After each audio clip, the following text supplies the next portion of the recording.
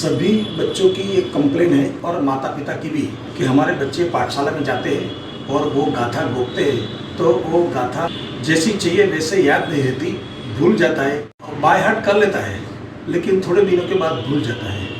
तो गाथा ऐसे गोखे हम, इसका आज हम आपको तरीका बता रहे हैं कि जिससे ये पूरी जिंदगी भर ये भूल नहीं पाएगा। देखो, सबसे पहले क्या करना है, हम गाथा जब गोखने बैठते हैं, पाठशाला में जाते हैं, तो हमारे पास एक आसन होना चाहिए। ऐसा आसन, ये आसन और आसन भी चाहिए और एक सापड़ा चाहिए, पुस्तक चाहिए धार्मिक सूत्र का। हम पाठशाला में जाते हैं, पहले क्या करते हैं, जैसे जाते हैं वैसे बैठ जाते हैं और गोखना शुरू कर देते हैं। लेकिन ऐसा नहीं करना है। पहले हम जाके पाठशाला में जाके आसन बिछाएंगे। आसन बिछाने के बाद हमारे जो गुरुजी है या बहन है पाठशाला की, उनको जाके प्रणाम करना है, क्योंकि अगर आप में विनय नहीं होगा तो विद्या नहीं आएगी।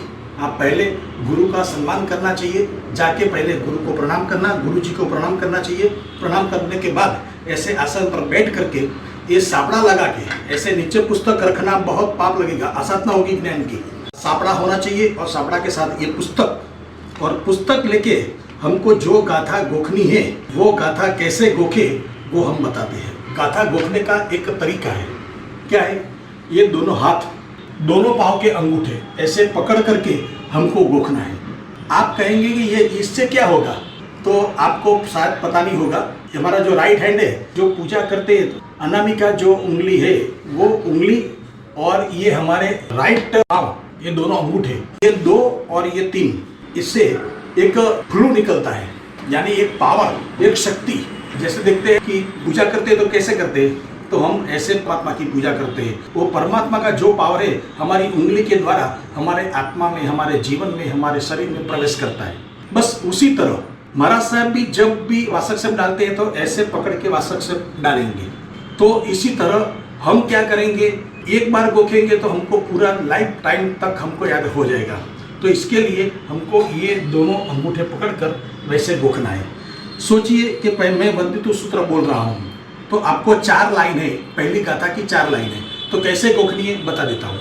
अंगूठा पकड़ लिया और वैसे बोलते वंदितु सवसिद्धे, वंदितु सवसिद्धे।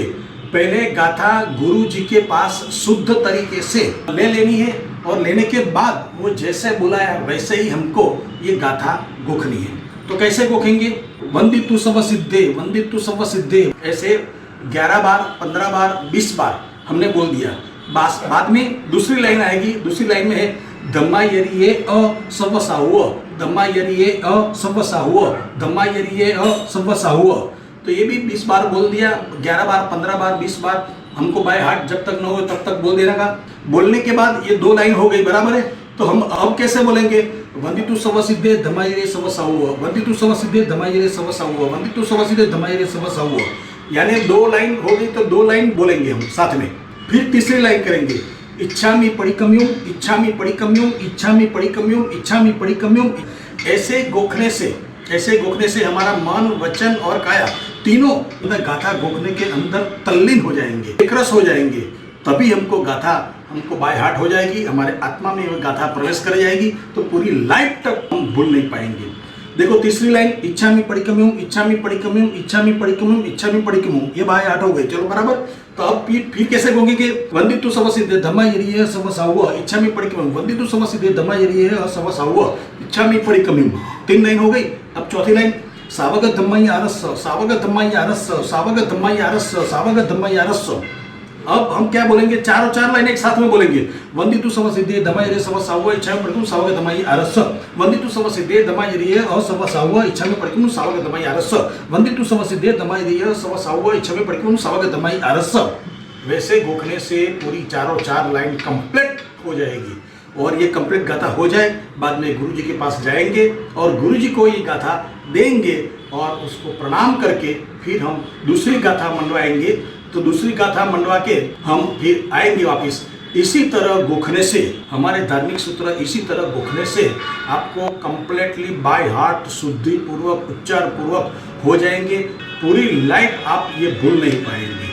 तो प्रणाम मित्रों, आप गाथा इसी तरह से सब गोखे और अपने आत्मा का कल्याण करें।